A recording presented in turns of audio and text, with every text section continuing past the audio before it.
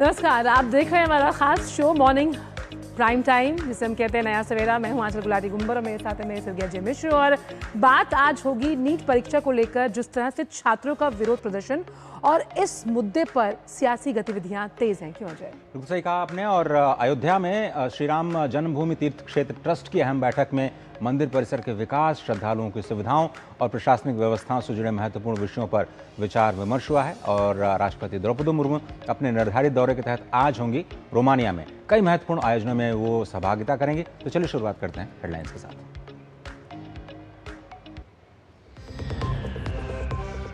देर रात जंतर मंतर पर अराजक तत्वों ने फिर की माहौल बिगाड़ने की कोशिश। पथराव में दिल्ली पुलिस समेत कई सुरक्षाकर्मी घायल। पुलिस का दावा, छात्र आंदोलन में उपद्रवी शामिल।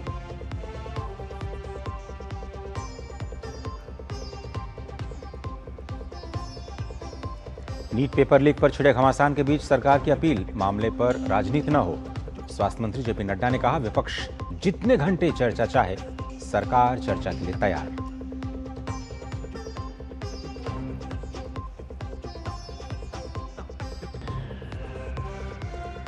आम आदमी पार्टी के पूर्व पार्षद ताहिर हुसैन की सजा पर दिल्ली की अदालत में बहस आज।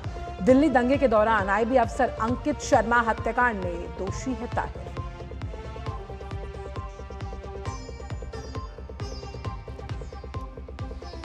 असम में बाढ़ से 11 जिलों में हालत खराब। मुख्यमंत्री ने लिया नुकसान का जायजा, कहा 5 गांव पूरी तरह से संपर्क से बाहर। सेना का ऑपरेशन जल राहत हुआ तेज।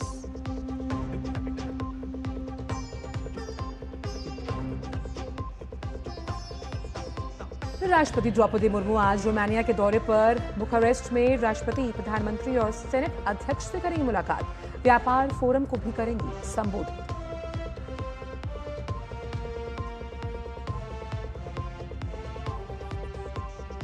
और ग्लासगो में कॉमनवेल्थ गेम्स आज से हो रहा है शुरू। करीब 3000 एथलीट्स 10 खेलों में लेंगे हिस्सा। 126 भारतीय भी एथलीट पदक के लिए पेश करेंगे अपनी चुनौतियां।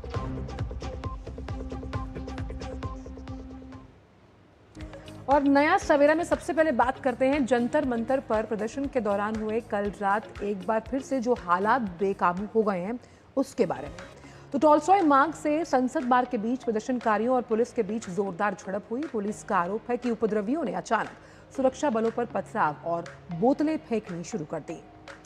दरअसल इस पूरी घटनाक्रम में अपडेट यह है कि इस हिंसा में अब 2 एसीपी, 2 इंस्पेक्टर समेत कई पुलिसकर्मी और रैपिड एक्शन फोर्स के जवान घायल हुए हैं। घायलों को तत्काल नजदीकी अस्पताल में भर्ती कराया गया है। पुलिस का दावा है कि कुछ उपद्रवियों के हाथों में तलवार, खुखरी, डंडे और पत्थर तक देखे गए। इनका इस्तेमाल सुरक्षा बलों पर हमला करने के लिए किया गया। स्थिति बिगड़ते ही पुलिस और सुरक्षा बलों ने मोर्चा संभाला। अतिरिक्त पुलिस बल को बुलाया गया और सुरक्षा बलों ने भीड़ को तितर बितर करने के लिए लाठीचार्ज किया और हालात पर काबू पाने के लिए आंसू गैस की गोली भी डाली। जब जवाबी कार्रवाई की गई उसके बाद उपद्रवी मौके से भाग निकले। पुलिस अधिकारियों के मुताबिक हमले में एक नॉर्थ प्लेस के एसीपी घायल हुए हैं। उनके सर पर चोट लगने के बाद वरिष्ठ अधिकारियों ने उन्हें तुरंत डॉक्टर राम मनोहर लोहिया अस्पताल पहुंचाया। अन्य घायल पुलिसकर्मियों और आरएएफ जवानों को भी प्राथमिक उपचार के लिए अस्पताल भेजा गया है। पूरा दिन प्रोटेस्टर जो नारेबाजी और रोडदंगबाजी करते रहे। 2:30-3 बजे के आसपास करीब 5-6 हज़ार की भीड़ हो गई थी। उनमें से 500-700 प्रोटेस्टर बाहर आके जंतर मंतर की तरफ जाने की कोशिश कर रहे थे। उनको संसद मार्ग पे बैरिकेडिंग करके और ह्यूमन चेन बना के रोकने की और समझाने की कोशिश करी। और अचानक से ही उनमें से प्लास्टिक की पानी की बोतलें और पत्थर फेंकना शुरू कर दिया। एक पत्थर आगे अभी मेरे माथे में लगा था। और नीट पेपर लीक पर इन दिनों संसद से सड़क तक घमासान मचा है। एक तरफ जंतर मंतर पर छात्र अपनी मांगों के साथ धरने पर हैं, तो दूसरी तरफ इस मामले में सियासत भी घर मुंह चली है। पहले प्रधानमंत्री नरेंद्र मोदी ने नीट पेपर लीक पर चिंता जताई और कहा कि दोषियों को कड़ी सजा जरूर मिलेगी। लेकिन विरोधी दल चाहते हैं कि इस मुद्दे पर सारे कामकाज छोड़कर चर्चा कराई जाए। और इन सबके बीच केंद्रीय मंत्री जेपी नड्डा ने कहा कि नीट पेपर लीक के मामले पर राजनीति नहीं होनी चाहिए। मीडिया से बातचीत में उन्होंने कहा कि ये गंभीर मामला है, इसकी पूरी जांच होनी चाहिए और साथ ही ये भी कहा कि ये समस्या गंभीर है और इस पर ईमानदारी से व्यापक चर्चा होनी चाहिए। साथ ही जेपी नड्डा ने कहा कि सरकार संसद में नीट के मुद्दे पर चर्चा के लिए तैयार है। विपक्ष चर्चा की अवधि तय करे, सभी पहलुओं पर खुलकर बात हो ताकि भविष्य में ऐसी घटनाओं को रोका जा सके। विपक्ष से लगातार आग्रह कर रही है सरकार कि अपनी जिम्मेदारी का निर्वहन करते हुए इस मुद्दे पर स्थायी समाधान के लिए सरकार का साथ दें, लेकिन विपक्ष कह रहा है कि जब तक शिक्षा मंत्री इस्तीफा नहीं देंगे चर्चा ही शुरू नहीं होगी। सरकार हमेशा से चाहती थी कि संसद में चर्चा हो, विपक्ष जितने भी घंटे चर्चा चाहे सरकार उसके लिए तैयार है। किरेन रिजिजू का बयान आपने सुना और उसके बाद तमाम मंत्रियों ने भी प्रेस कॉन्फ्रेंस किया, लेकिन पहले तो ये हो रहा था कि चर्चा हो और चर्चा के लिए जब सरकार मान गई तो अब विपक्ष ने एक नई शर्त रख दी है कि पहले शिक्षा मंत्री का इस्तीफा हो और यहाँ तक कि कुछ तरफ से तो आवाज़ें ये भी उठ रही हैं कि प्रधानमंत्री भी इस्तीफा दें और उसके बाद चर्चा जो है वो शुरू की जाए। लेकिन प्रधानमंत्री के बयान को लेकर के जो मांग है वो संसद में तेज हो गई है कि प्रधानमंत्री आकर के इस पर बयान दें।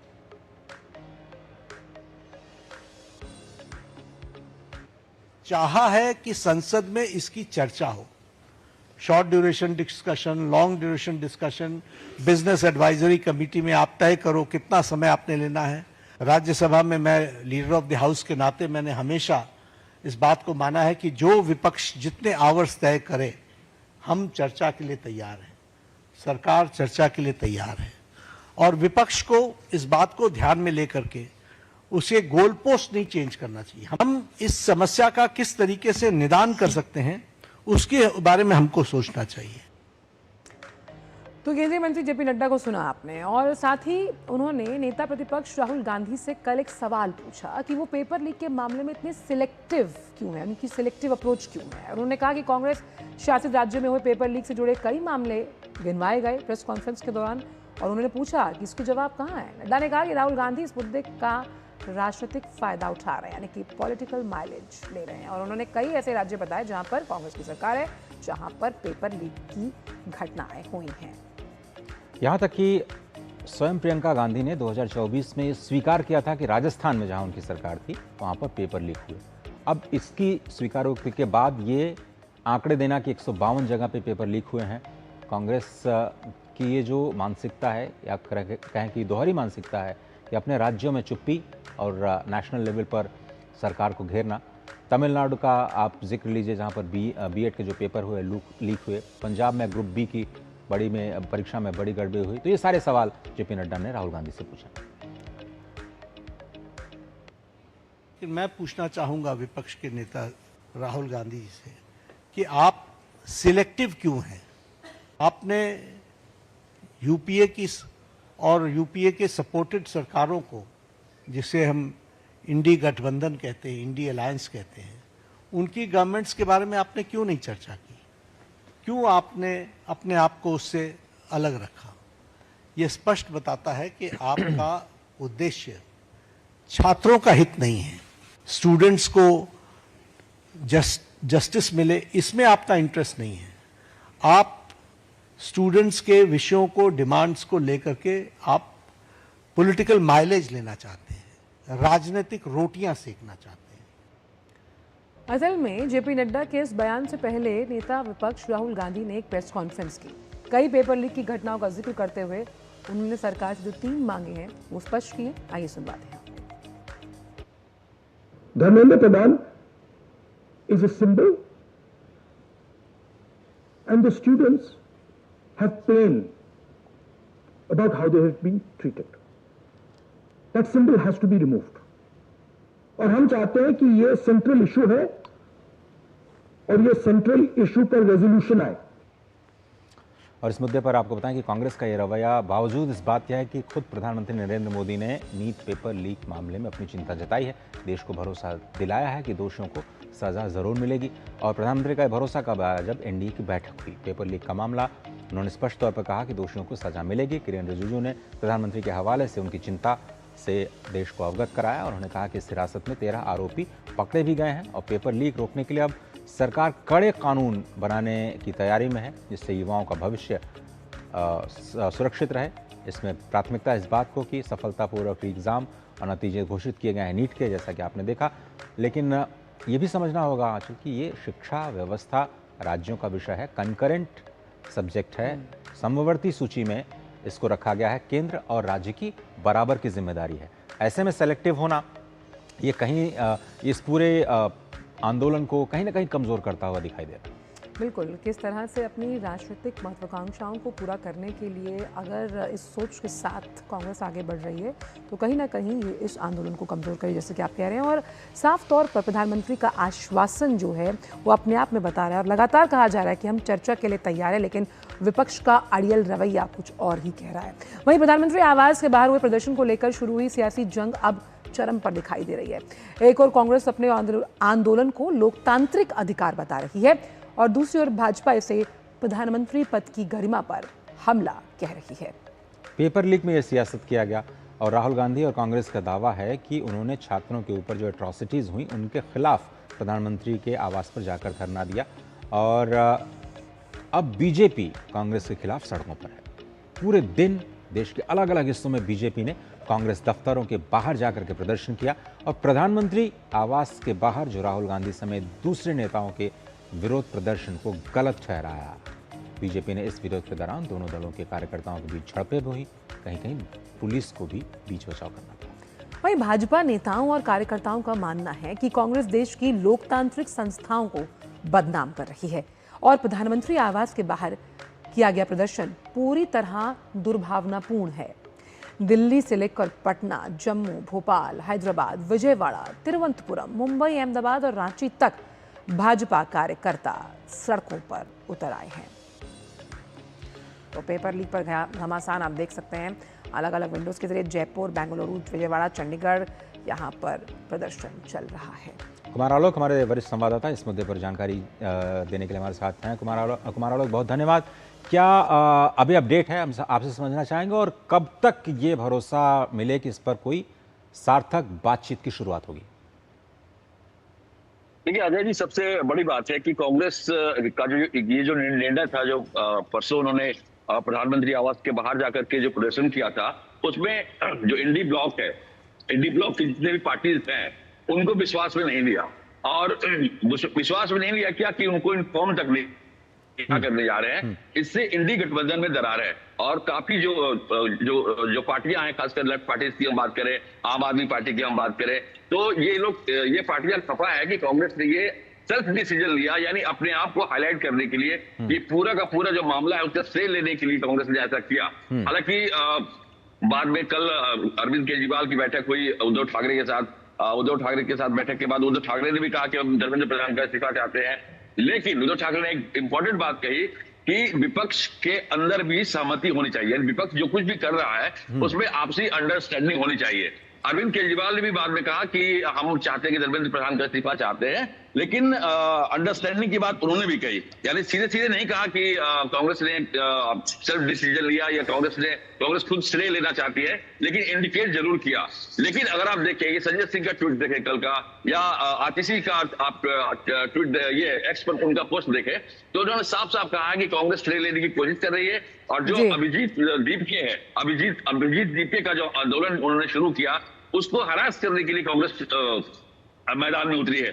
लेकिन कल का जो प्रेस कॉन्फ्रेंस था राहुल गांधी ने जो उनकी 3 मांगे हैं, या पहली कांग्रेस की 3 मांगे हैं कि पहले कि धर्मेंद्र प्रधान इस्तीफा दे, दूसरा जो एट्रोसिटीज हुई है, छात्रों पर पुलिसिया कार्रवाई हुई है उसमें उन पुलिस कर्मियों को दंडित किया जाए, और तीसरा नरेंद्र मोदी जो प्रधानमंत्री हैं वो माफी मांगे देश से इस घटना के लिए।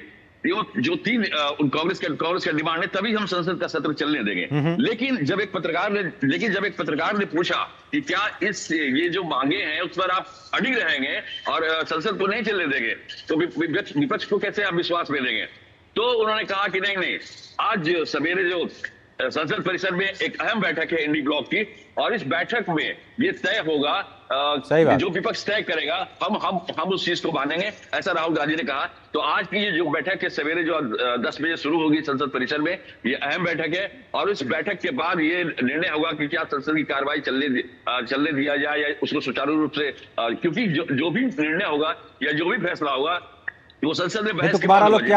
क्या आप ये सजेस्ट कर रहे हैं कि इस मामले पर राजनीति ही जारी रहेगी, अलग अलग जो मतभेद हैं उन्हीं को हवा देते रहेंगे लोग, या फिर कोई सार्थक समाधान के लिए वाकई बातचीत का रास्ता निकालेंगे और मिलकर के समाधान निकालने का प्रयास करेंगे, जो सांसदों का असली कार्य है?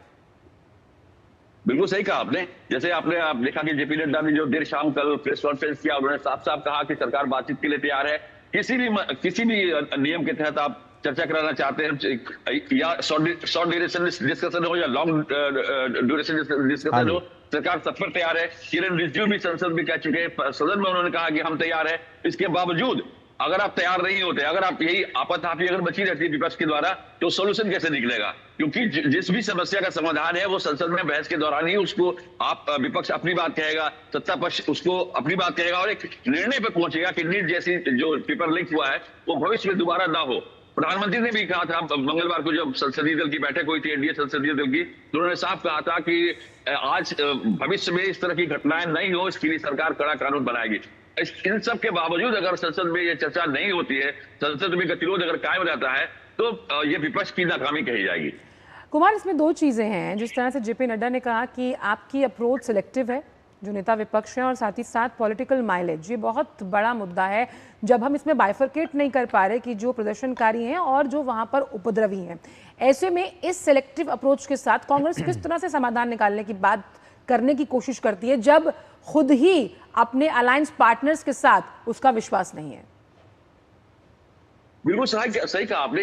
जैसे जेपी नड्डा ने साफ कहा कि ठीक है, पेपर लीक हुआ है और हम सरकार इसमें चिंतित है और सीरियसली इस पर कार्य कर रही है, इस टास्क को कैसे हल किया जाए उस पर कार्य कर रही है। लेकिन अगर देखें, हम बीते वर्षों में हम देखें तो लगभग 14 ऐसे स्टेट है, नॉन बीजेपी स्टेट है, जहां पर पेपर लीक हुआ है। वहां पर भी अगर 152 पेपर लीक की बात कही राहुल गांधी ने कल प्रेस कॉन्फ्रेंस में, तो उनको यह भी बताना चाहिए था कि विगत में जो नॉन बीजेपी स्टेट गवर्नमेंट के यहाँ जो पेपर लीक हुआ उसकी भी चर्चा करनी चाहिए था, और जनता को यह बताना चाहिए था कि पहले भी पेपर लीक हुआ है। तो सिलेक्टिव नहीं होना चाहिए। दूसरी चीज जो राहुल गांधी का है, जो एकदम अड़े हुए हैं, जो अड़ियल उनका अंदाज है नीट को लेकर के, चाहे संसद में पहले भी कल आपने देखा कि जैसे काले कपड़े पहन करके उन्होंने विपक्षी सांसदों ने प्रदर्शन किया। लेकिन सबसे बड़ी बात हो रही है विपक्ष के अंदर जो एक अनेकता की जो बात हो रही है, वो परसों का जो धरना प्रदर्शन था राहुल गांधी का और कांग्रेस का प्रधानमंत्री आवास के बाहर, वो विपक्ष में एक बहुत बड़ा असमंजस की स्थिति इसमें पैदा है। और आज देखना होगा कि जब 10 बजे उनकी बैठक होती है तो क्या निर्णय निकल के आता है। लेकिन कुमार, एक चीज समझना चाहेंगे आपसे, एक चीज बहुत संक्षिप्त में। जंतर मंतर को जिस तरह से हम जानते हैं कि वहां पर प्रदर्शन के लिए वो जगह बनाई गई है, लोग वहां पर शांतिपूर्ण प्रदर्शन करते हैं, लेकिन कहीं ना कहीं वो अब सोशल मीडिया प्लेटफॉर्म्स के उन तमाम इन्फ्लुएंसर्स के लिए खासतौर पर ये प्रदर्शन एक बहुत किक बन गया है। वहां पर लोग अपना कैमरा लेकर पहुंच रहे हैं और छोटी से छोटी बात जो कि कहीं ना कहीं इस पूरे प्रदर्शन को दिशाहीन बनाती है, वहां से इस तरह की खबरें आती हैं जो आधी सत्य और तथ्य पर आधारित नहीं होती। उस लिहाज से इस पर फैसला आना कि एक स्थायी समाधान हो, एक एटलीस्ट एक रोल मॉडल तैयार किया जाए कि किस तरह से पेपर्स कंडक्ट कराया जाए, इस बात पर बहस नहीं हो रही है। देखिए, हमने देखा है जब जिस दिन लाठीचार्ज हुआ था पुलिस के द्वारा, तो उनकी भी मजबूरी थी।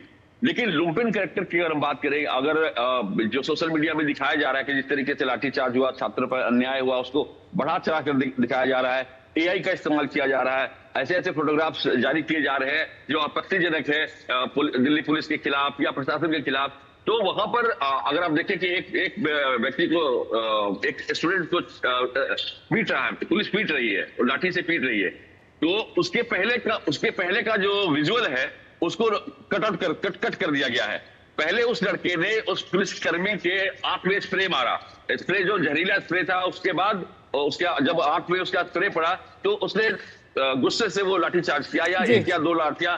तो ये इन चीजों का इन्फ्लुएंसर इस्तेमाल कर रहे हैं। पब्लिक में पहले भी दिल्ली पुलिस कह चुकी है कि भ्रामक तथ्यों पर आप नहीं जाएं। दिल्ली पुलिस के द्वारा जो बयान जारी किया गया है कि तरह की चीजें जो सोशल मीडिया में दिखाई जा रही है वो भ्रामक है और पब्लिक को उकसाने की तैयारी की जा रही है। इस पर आप सावधान रहें, इस पर आप ध्यान न दें और जो फैक्ट्स है उसको देखें। बहुत धन्यवाद कुमार आलोक। तो ये जो प्रदर्शन है वो धीरे धीरे अब डिजिटल तमाशा बनता जा रहा है और इसी की रोशनी में कानून बनना बहुत ज़रूरी है, जिसका जिक्र प्रधानमंत्री स्वयं कर चुके हैं। लेकिन अगर कानून बनता है तो उसके लिए सांसदों का चर्चा करना ज़रूरी है, सरकार का कानून पेश करना ज़रूरी है और उसके बाद राज्यों को इसे लागू करना ज़रूरी है। छोटा सा ब्रेक ले रहे हैं, आप देख रहे हैं नया सवेरा।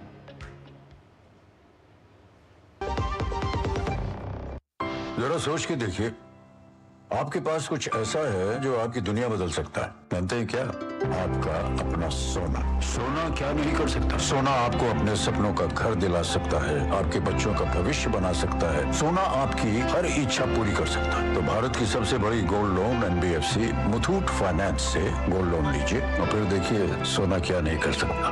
मुथूट फाइनेंस, जहाँ विश्वास ही परंपरा है। कॉल कीजिए 1-800-313-1212। मेरी पसंद, मेरी पसंद, मेरी पसंद, मेरी पसंद, हमारी पसंद, हम सबकी पसंद। मजबूत देश का मजबूत सरिया हो गया स्टील। ब्रेक के बाद सभी का स्वागत। और अब बात करते हैं दिल्ली की कड़कड़डुम्मा अदालत की, जहां ताहिर हुसैन और 4 अन्य दोषियों की सजा पर सुनवाई आज निर्धारित है। अदालत में आज सजा से जुड़े सवालों पर बहस होनी है। हालांकि ये कहना भी जल्दबाजी होगी कि सजा का अंतिम ऐलान भी आज ही किया जाएगा। अदालत बहस सुनने के बाद या तो आज ही फैसला सुना सकती है या फिर आदेश सुरक्षित रखकर बाद की तारीख भी दे सकती है। दरअसल ताहिर हुसैन को अदालत ने धारा 302, 165, 188, 153A, 147 और 148 सेक्शंस के तहत दोषी ठहराया है, जो कि हत्या, अपहरण, आपराधिक साजिश और दंगा फैलाने और समाजों के बीच में गैर कानूनी जमावड़े से साझा अपराध करने और समुदायों के बीच वैमनस्य फैलाने से संबंधित धाराएं हैं। तो इन सभी धाराओं के तहत उनके ऊपर मुकदमे की कार्रवाई की जा रही है। आज फैसले का दिन हो सकता है। तो आइए अब इस पूरे जब हम घटनाक्रम की बात करते हैं तो क्रोनोलॉजी समझते हैं कि करीबन 6 साल पहले अंकित शर्मा हत्याकांड को आपको याद कराएं, जहां शुरुआत 23 फरवरी 2020 को हुई, जब नागरिकता संशोधन कानून यानी CAA को लेकर उत्तर पूर्वी दिल्ली में हिंसा भड़की थी। और उसके बाद 25 फरवरी को IB अधिकारी अंकित शर्मा लापता हो गए थे और अगले दिन 26 फरवरी 2020 को चांदबाग के नाले से अंकित शर्मा का शव बरामद हुआ था। अंकित शर्मा के पिता की शिकायत पर 27 फरवरी को ताहिर हुसैन समेत अन्य लोगों के खिलाफ FIR दर्ज की गई थी। उसके बाद 5 मार्च 2020 को ताहिर हुसैन ने दिल्ली की अदालत में सरेंडर किया और फिर दिल्ली पुलिस ने उन्हें गिरफ्तार कर लिया। पुलिस ने इस मामले में हत्या, दंगा करने और आपराधिक साजिश समेत कई धाराओं में चार्जशीट दाखिल की। मामले में 23 मार्च 2023 को अदालत ने आरोप तय किया और जब ट्रायल शुरू हुआ तो लंबी सुनवाई के बाद 7 जुलाई 2026 को अदालत ने फैसला सुरक्षित रखा और फिर 13 जुलाई 2026 को ताहिर हुसैन को दोषी करार दिया गया। अब 23 जुलाई को सजा की अवधि पर सुनवाई निर्धारित है, इस पर अदालत अपना फैसला ले सकती है। बिल्कुल, कहीं ना कहीं दिल्ली दंगों को भी बताया जा रहा था कि ये पॉलिटिकली मोटिवेटेड थे और जिस तरह से आज इस मामले की सुनवाई और हो सकता है कि सज़ा का ऐलान किया जाए, तो उम्मीद की जा रही है कि दोषियों को सज़ा ज़रूर मिलेगी। तो टाइमलाइंस आपकी स्क्रीन पर और आज बड़ा दिन दिल्ली की अदालत में ताहिर हुसैन के खिलाफ सजा का ऐलान हो सकता है। आगे बढ़ते हैं। असम में बाढ़ का संकट लगातार बढ़ता जा रहा है। CM हेमंता बिश्वा शर्मा बाढ़ प्रभावित इलाकों का दौरा कर रहे हैं, लोगों के बीच जाकर के हालचाल जान रहे हैं। आपको बताएं कि राज्य के कई हिस्सों में नदियां उफान पर हैं और बाढ़ का पानी गाँवों में भी घुस चुका है। हालात का अंदाज़ा इसी बात से लगाया जा सकता है कि 11 ज़िलों में 6,53,000 से ज़्यादा लोग प्रभावित हुए। बाढ़ की वजह से 939 गांव जलमग्न हुए हैं। प्रशासन और राहत एजेंसियां लगातार बचाव अभियान चला रही हैं। अब तक करीब 3,13,000 लोगों को सुरक्षित स्थानों पर पहुंचाया गया, जबकि 487 राहत शिविरों में प्रभावित लोगों ने शरण ली। बाढ़ का असर इंसानों के साथ साथ जो पशु हैं, मवेशी हैं, उन पर भी पड़ रहा है। करीबन 1,40,000 जानवर इस बाढ़ की वजह से प्रभावित हुए हैं। 6.5 लाख लोग प्रभावित हैं। 3.5 लाख लोगों का रेस्क्यू किया गया है। संपर्क टूट गया है। खुद मुख्यमंत्री कह रहे हैं कि कई सारे गांव ऐसे हैं जहां जो पूरी तरह से संपर्क से बाहर हैं। 53 सड़कें क्षतिग्रस्त हुई हैं। 6 तटबंध टूटने से लोगों की मुश्किलें और बढ़ गई हैं।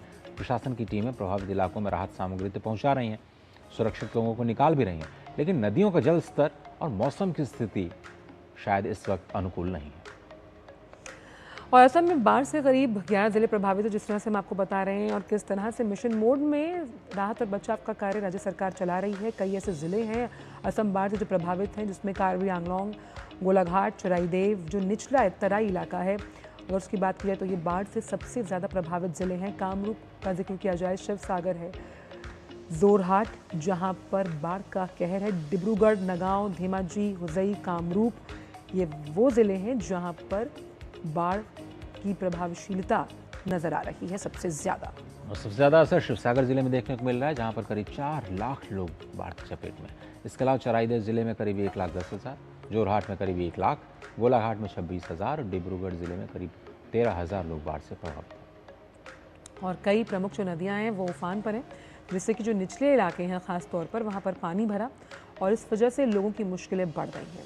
बात ब्रह्मपुत्र नदी की, जो कई स्थानों पर तेज़ बहाव के साथ बह रही है। वहीं नांगला मोराघाट में दिसांग नदी, चैनमारी खोवांग में बूढ़ी दिहंग नदी, शिवसागर में दिखो नदी, नुमालीगढ़ में धनसिरी दक्षिण नदी और श्रीभूमि में कुशियारा नदी का जलस्तर बढ़ गया है।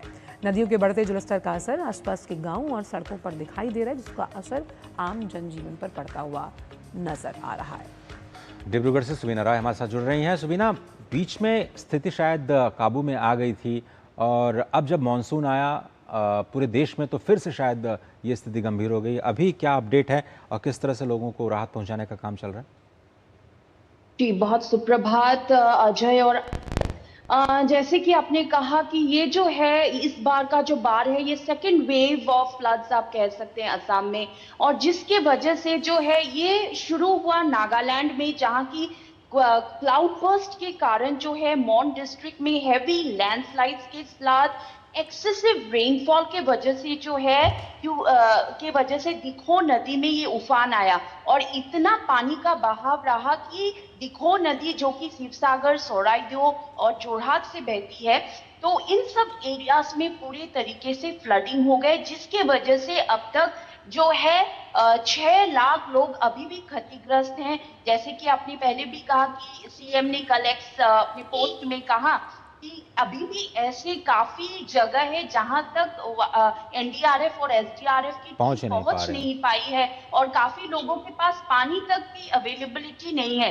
तो उन्होंने कहा कि सीएम ने कहा कि अच्छी तरीके से इसका अभी थोड़ा फ्लड स्थिति कंट्रोल आने पे जो है प्रॉपर स्टडी किया जाएगा कि क्यों इस तरीके सिचुएशन हुआ, शिवसागर कहे, जोरहाट कहे, और इन सब जो एरिया है, क्योंकि ये जो है थोड़ा हाई ऑल्टीट्यूड एरियाज है। जनरली अगर आप पैटर्न देखें असम में, तो फ्लडिंग का जो सिस्टम है ज्यादातर लोअर असम में होता है, अपर असम में होता है। जैसे धेमाजी थोड़ा लो लाइन है तो वहां पे होता है, लेकिन जो है तिनसुकिया, डिब्रूगढ़, फिर शिवसागर, सोराईदेव, ये सब थोड़ा हाई ऑल्टीट्यूड एरियाज है। तो इसमें जनरली जो है इस तरीके का बाढ़ का प्रकोप नहीं रहता है, होता भी है तो 2-3 दिन के बाद जो है कम होने लगता है। तो इस बार का जो इस तरीके की स्थिति आई, खासकर इन तीनों डिस्ट्रिक्ट में, तो वो चिंताजनक है क्योंकि लोग काफी प्रभावित हो गए। पूरा का पूरा जो ओएनजीसी टाउन है, नाजीरा टाउन,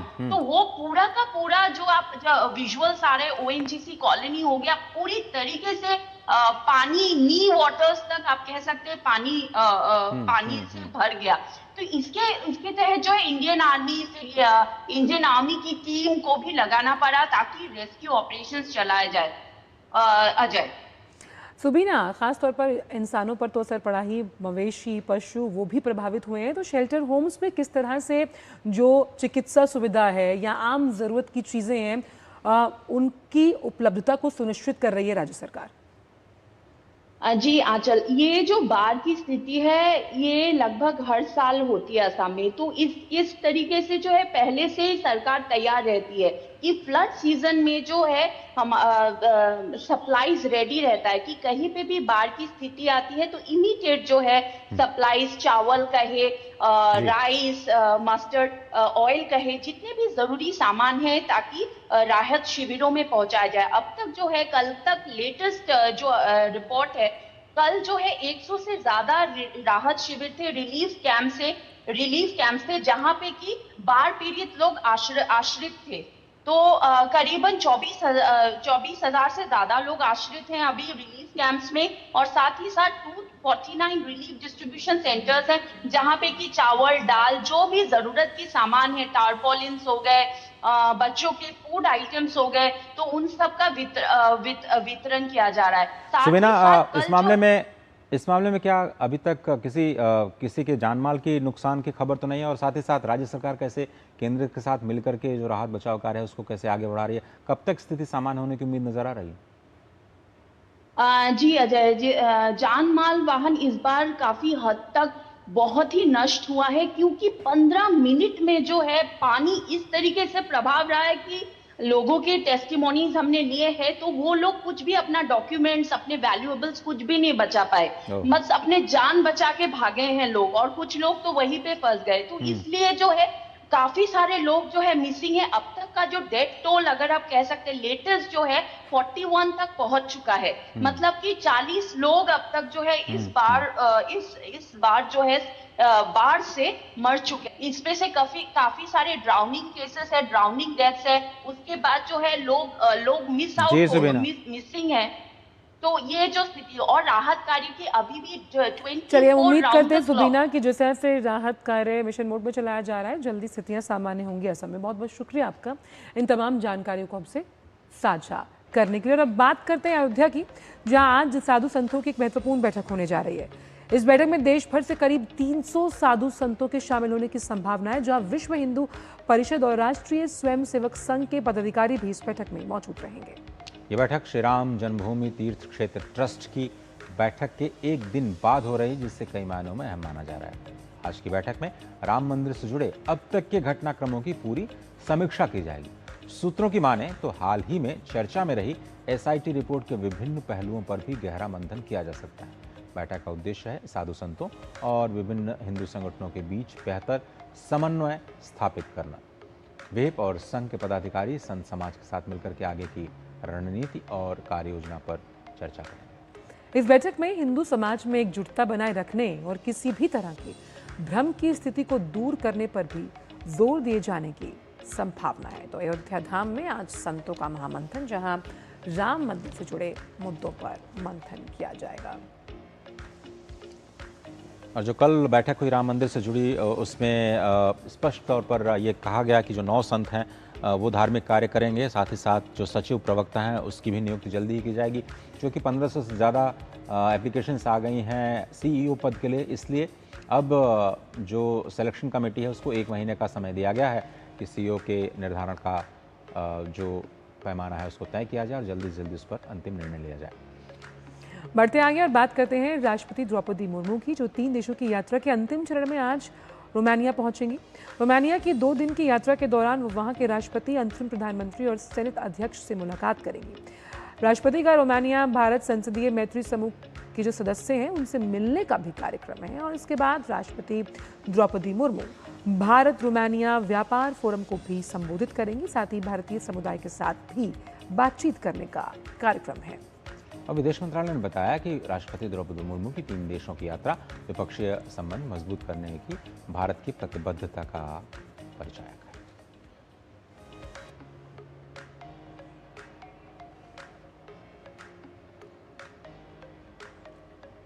तो आज राष्ट्रपति द्रौपदी मुर्मू रोमानिया पहुंचने वाली हैं और दोनों देशों के रिश्तों में नई उष्णता की उम्मीद की जा रही है। बुखारेस्ट से हमारे साथ सोमेश पटेल इस वक्त जुड़ गए हैं। सोमेश, बुखारेस्ट के बारे में कहा जाता है कि वो अपने पर्यटन और ख़ासतौर पर जीवंत विहंगम दृश्यों के लिए, अपनी प्रकृति के सौंदर्य के लिए जाना जाता है।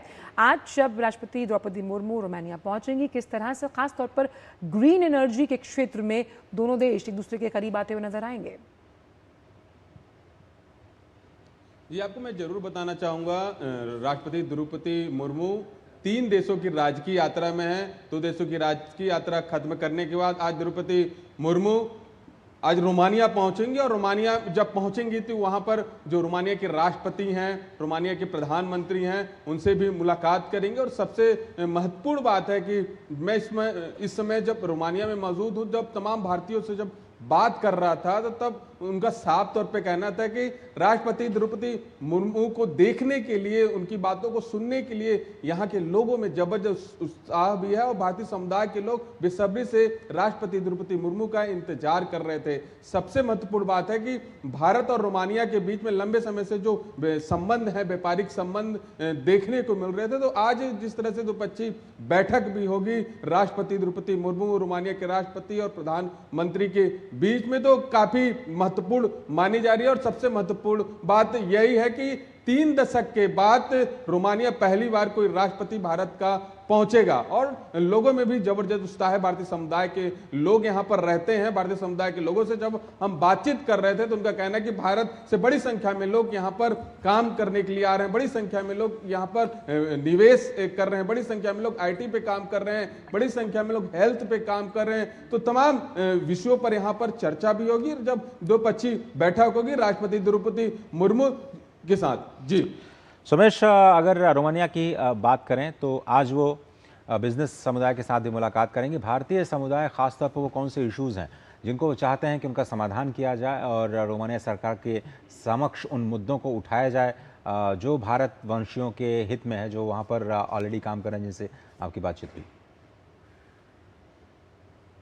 राष्ट्रपति द्रौपदी मुर्मू जब रोमानिया पहुंचेंगे तो सबसे बड़ी बात है कि जो एक बैठक होगी उस बैठक में राष्ट्रपति द्रौपदी मुर्मू शामिल होंगे, उस बैठक में राष्ट्रपति शामिल होंगे, प्रधानमंत्री शामिल होंगे और सबसे बड़ी बात है कि जो भारत के रहने वाले यहाँ पर व्यापारी हैं वो भी इस बैठक में शामिल होंगे। उनका कहना है साफ तौर पर कि बड़ी संख्या में जिस तरह से भारत और रोमानिया के जो संबंध लंबे समय से चलते आ रहे हैं, मजबूत संबंध है, तो लगातार व्यापार को लेकर भी जिस तरह से यहाँ पर देखने को मिल रहा है, लगातार यहाँ पर व्यापारी बड़ी में काम कर रहे हैं, उद्योग लगा रहे हैं, तो कहीं ना कहीं ये बैठक फिर इस बात का भी सबूत होगा कि तमाम जब यहां पर जो रोमानिया और भारत के बीच में जो बैठक होगी, जो चर्चा होगी व्यापारिक। सुमेश, बहुत धन्यवाद आपका बुखारेस्ट से जुड़ने के लिए और तमाम अपडेट्स पर हम सभी के साथ साझा करने के लिए। एक छोटा सा ब्रेक लेते हैं। ब्रेक के उस पार खबरें और भी हैं और आपको दिखाएंगे कि प्रेस रिपोर्ट्स में यानी अखबारों में क्या कुछ खास आपके लिए लेकर के आए हैं। एक छोटा सा ब्रेक ले रहे हैं। आप देख रहे हैं नया सवेरा। यार कैसे ले पाएंगे घर? नहीं, आज गर्मी बहुत है ना? यस, बहुत ही ज्यादा। पापा, घर खरीदने की planning is not easy. Vini, long term savings का बेस्ट प्लान बताना। LIC protection plus plan. LIC और सेविंग्स? यस, इसमें इंश्योरेंस और फंड्स दोनों में इन्वेस्ट करके गोल्स के हिसाब से सम अश्योर्ड एडजस्ट कर सकते हो। LIC protection plus plan, future insured, growth assured. जब धरती चीर कर निकलता है लोहे का पत्थर और मिलता है मोंगिया के जोश से, फिर तपता है, पिघलता है और बनता है फौलाद। अब होता है सरिया सारी खूबियों के साथ। मोंगिया स्टील, मजबूत देश का मजबूत सरिया।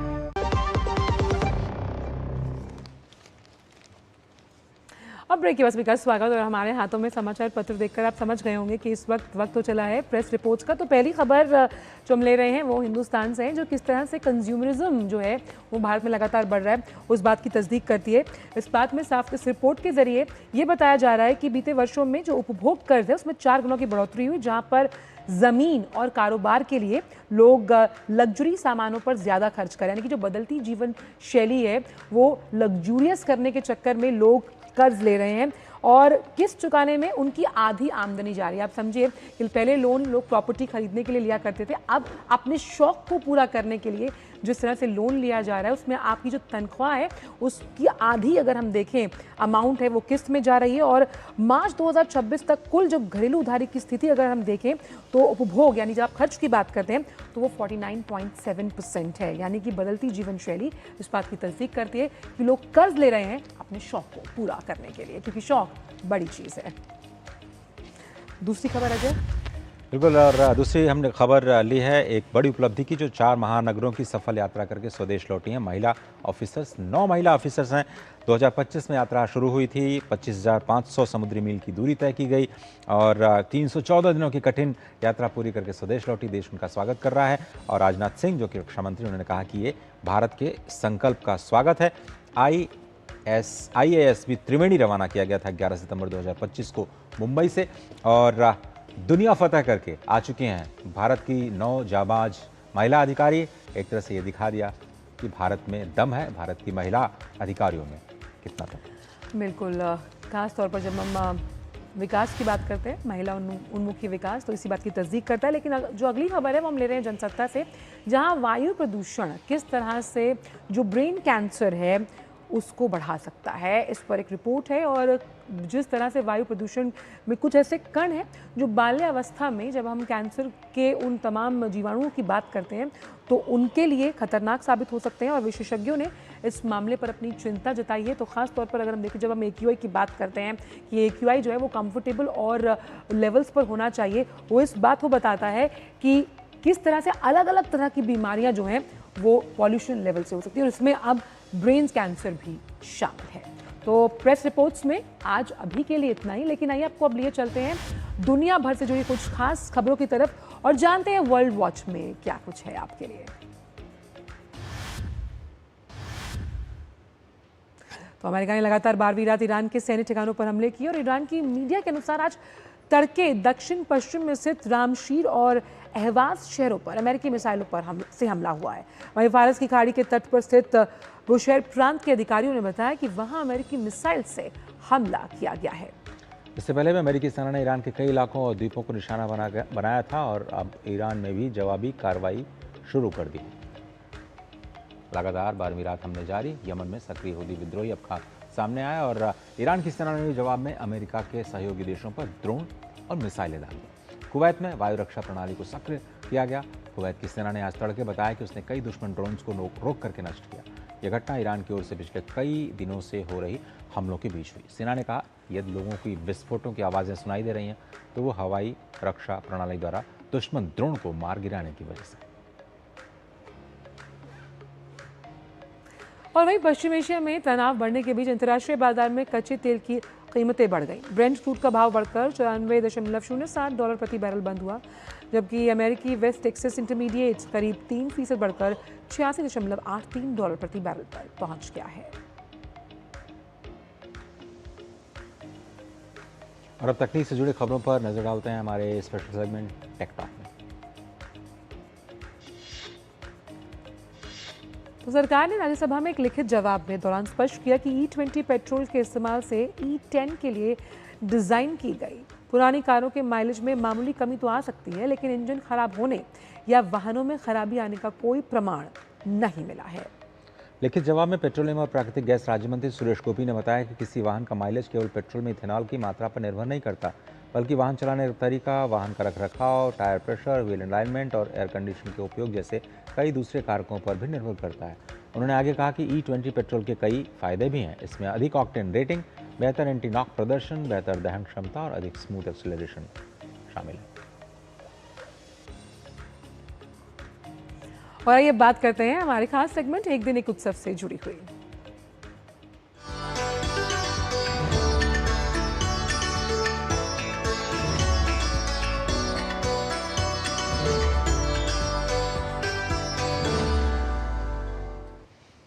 और एक दिन एक उत्सव में आपको लिए चलेंगे जगन्नाथपुरी, और पुरी में श्री जगन्नाथ रथ यात्रा के दौरान नवमी दर्शन का विशेष महत्व है। ये वह शुभ अवसर है जब गुंडीचा मंदिर में विराजमान भगवान जगन्नाथ, भगवान बलभद्र और देवी सुभद्रा के दर्शन के लिए देश भर से श्रद्धालु उमड़ पड़ते हैं।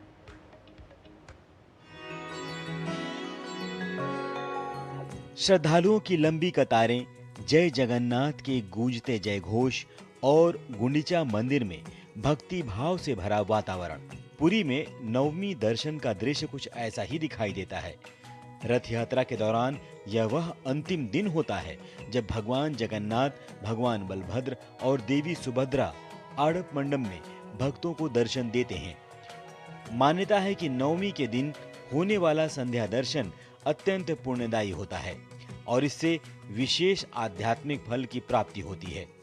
यही कारण है कि इस शुभ अवसर पर देश भर से लाखों श्रद्धालु भगवान के दर्शन के लिए पुरी पहुंचते हैं। नवमी दर्शन के साथ ही भगवानों की श्री मंदिर वापसी की तैयारियां भी तेज हो जाती हैं। बाहुड़ा यात्रा से पहले तीनों रथों को पारंपरिक दक्षिण मोड़ की रस्म के तहत दक्षिण दिशा की ओर घुमाया जाता है। यह अनुष्ठान भगवानों की वापसी यात्रा का शुभ संकेत माना जाता है। श्रद्धालु पूरे उत्साह और श्रद्धा के साथ इस परंपरा के साक्षी बनते हैं और बहुड़ा यात्रा की प्रतीक्षा करते हैं जब भगवान पुनः श्री मंदिर की ओर प्रस्थान करेंगे। श्रद्धालुओं की भारी भीड़ को देखते हुए श्री जगन्नाथ मंदिर प्रशासन और जिला प्रशासन ने सुरक्षा, भीड़ प्रबंधन, स्वच्छता, पेयजल और चिकित्सा सेवाओं के व्यापक इंतजाम किए हैं। नवमी दर्शन केवल भगवान के अंतिम दर्शन का अवसर नहीं, बल्कि उस सनातन परंपरा का पर्व है जहां भगवान और भक्त का संबंध केवल पूजा तक सीमित नहीं रहता, बल्कि विश्वास, समर्पण और प्रेम का रूप ले लेता है। बहुड़ा यात्रा की प्रतीक्षा में डूबा पुरी का जन जन यही संदेश देता है कि भगवान चाहे जहां विराजें, आस्था का मार्ग सदैव उनके साथ चलता है और शायद यही श्री जगन्नाथ संस्कृति की सबसे बड़ी विशेषता है। Bureau report, DD news.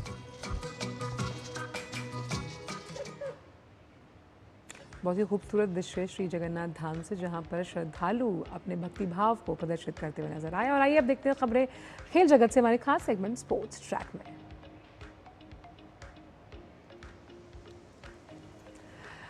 तो बात ग्लासगो की, जहां आज से कॉमनवेल्थ गेम 2026 की शुरुआत होने जा रही है। उद्घाटन समारोह भारतीय समय अनुसार आज रात 10:30 बजे से ग्लासगो के द हाइड्रो में होगा।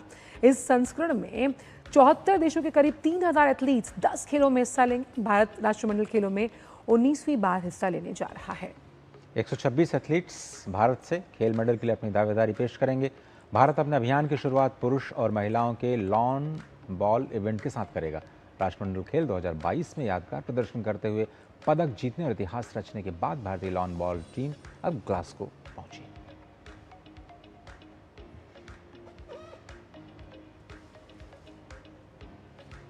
और ग्लासगो में ही मौजूद है हमारे संवाददाता नारायण, और उनसे जान लेते हैं कि नारायण, खास तौर पर इस आयोजन को आप किस तरह से देख रहे हैं और कौन से बड़े नाम हैं इस बार जिनसे भारत को सबसे ज्यादा उम्मीदें हैं?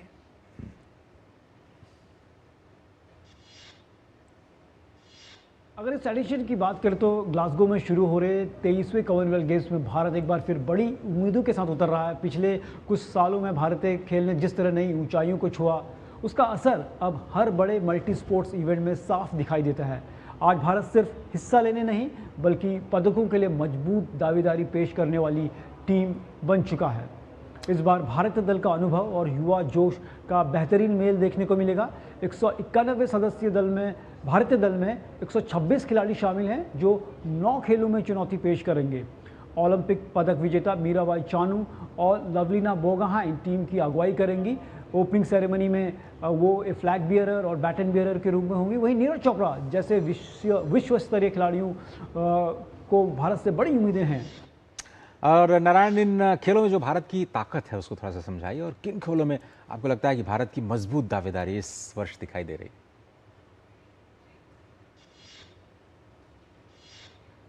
भारत की ताकत की बात करें तो एथलेटिक्स, वेट लिफ्टिंग, बॉक्सिंग जैसे और पैरा स्पोर्ट्स ऐसे खेल हैं जहां भारतीय खिलाड़ी ने पिछले कुछ वर्षों में शानदार प्रदर्शन किया है। और यही वजह है कि इन खेलों में इस बार भारत को अच्छे प्रदर्शन की उम्मीद है और पदकों की भी उम्मीद है।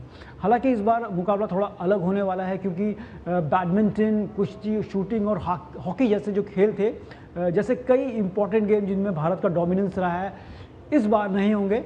इन खेलों में ट्रेडिशनल रूप से भारत ने सबसे ज़्यादा मेडल जीते हैं, चाहे वो कॉमनवेल्थ गेम्स हो, चाहे एशियन गेम्स हो। ऐसे में पदकों के लिए मुकाबला और अहम हो जाएगा। शुक्रिया नारायण, तमाम जानकारियों को हमसे साझा करने के लिए। सीधे ग्लासगो से। और आज राष्ट्रीय प्रसारण दिवस है। ये दिन भारत में संगठित प्रसारण सेवा की शुरुआत और देश के विकास, शिक्षा, सूचना और राष्ट्रीय एकता में प्रसारण की ऐतिहासिक भूमिका को याद करने के लिए समर्पित है। रेडियो से लेकर के दूरदर्शन और अब डिजिटल प्लेटफॉर्म्स तक भारतीय प्रसारण ने समय के साथ खुद को लगातार बदला है। कैसे हुआ ये बदलाव, आपको दिखाते हैं ये स्पेशल रिपोर्ट। देश को जोड़ने वाली आवाज, सूचना का सबसे भरोसेमंद माध्यम और जन जन तक पहुंचने वाला संचार का सशक्त जरिया। राष्ट्रीय प्रसारण दिवस हर वर्ष 23 जुलाई को भारत में प्रसारण के गौरवशाली इतिहास और उसके निरंतर विकास का उत्सव है।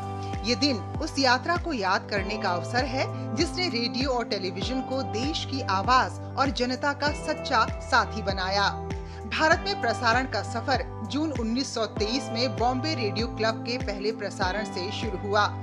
इसके बाद 23 जुलाई 1927 को इंडियन ब्रॉडकास्टिंग कंपनी की स्थापना हुई, जिसने देश में संगठित रेडियो प्रसारण की नींव रखी।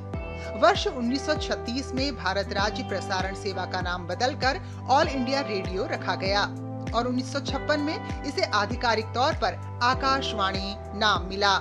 वहीं 1959 में दूरदर्शन की शुरुआत ने भारत में टेलीविजन प्रसारण के एक नए युग का आगाज किया। आज आकाशवाणी देश भर में फैले 591 प्रसारण केंद्रों के माध्यम से लगभग 92% भौगोलिक क्षेत्र और 99.19% आबादी तक अपनी पहुंच बना चुका है। आकाशवाणी 23 भाषाओं और 182 बोलियों में प्रसारण कर देश की भाषाई और सांस्कृतिक विविधता को एक सूत्र में पिरोने का काम कर रहा है। वहीं दूरदर्शन भी अपने राष्ट्रीय, क्षेत्रीय और डिजिटल प्लेटफॉर्म के माध्यम से समाचार, शिक्षा, संस्कृति, खेल और जनहित से जुड़े कार्यक्रम को देश के कोने-कोने तक पहुंचा रहा है। समय के साथ भारतीय प्रसारण भी लगातार आधुनिक होता गया। एफएम रेडियो की शुरुआत DRM तकनीक, DTH, mobile app, YouTube, Alexa और डिजिटल प्लेटफॉर्म पर प्रसारण ने इसकी पहुंच और प्रभाव दोनों को नई ऊंचाई दी है। वहीं प्रधानमंत्री नरेंद्र मोदी का मासिक कार्यक्रम मन की बात इस बात का प्रमाण है कि डिजिटल दौर में भी रेडियो आज करोड़ों लोगों से सीधे संवाद का प्रभावी और विश्वसनीय माध्यम बना हुआ है। प्रसारण क्षेत्र को और मजबूत बनाने के लिए सरकार digital India, Bharat net, BIND योजना, प्रसारण अवसंरचना के आधुनिकीकरण और सामुदायिक रेडियो स्टेशंस के विस्तार जैसे कई कदम उठा रही है। आज जब भारत डिजिटल युग की ओर तेजी से बढ़ रहा है, तब रेडियो और टेलीविजन दोनों ही नई तकनीकों के साथ खुद को लगातार बदल रहे हैं। लेकिन उसका मूल उद्देश्य देश के हर नागरिक तक विश्वसनीय सूचना पहुंचाना, शिक्षा को बढ़ावा देना, सांस्कृतिक विरासत को सहेजना और राष्ट्रीय एकता को मजबूत करना है। Bureau report, DD news. और नया सवेरा में अब बात कर लेते हैं मौसम की।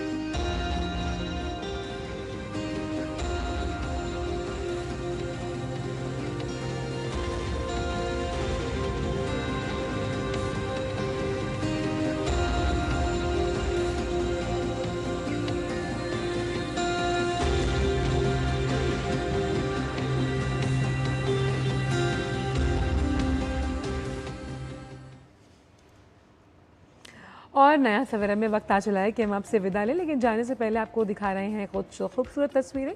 बात करेंगे तमिलनाडु की, जहाँ की प्राकृतिक सुंदरता और संस्कृति जो है उसका अद्भुत संगम आपको यहाँ देखने को मिलेगा। ये राज्य अपनी समृद्ध द्रविड़ संस्कृति, विशाल मंदिरों, शास्त्रीय संगीत और स्वादिष्ट भोजन के लिए दुनिया भर में प्रसिद्ध है। आप इन दृश्यों का आनंद लीजिए और मुझे और मेरी सहयोगी आंचल को दीजिए साथ। नमस्कार।